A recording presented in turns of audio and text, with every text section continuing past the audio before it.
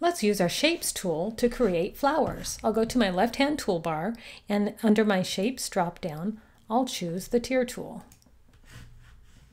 Then I'll draw a tear shape. I'll take my Move tool and I'll press and hold Option and drag and drop. Then I'll press and hold Shift and grab my white dot at the top of this petal and move it to 60 degrees. When you press and hold Shift, it moves your object in 15-degree increments. Then I'll move it into place. Next, I'll press Command J.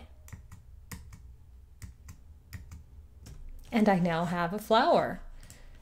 I'll go to my left-hand toolbar and grab the Ellipse tool, press and hold Shift to make a perfect circle, and I'll change that color to red. And then I'll move it into place. And there's a flower. But there's other ways you can make flowers too. I'll go back to my Shapes drop down and I will grab the Cloud tool. I'll press and hold Shift and draw a cloud.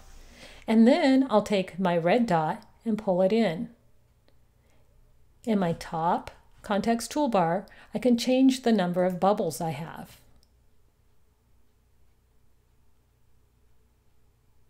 I think that looks great. Then I'll grab my Move tool, my Ellipse tool, press and hold Shift, and I'll make this center yellow.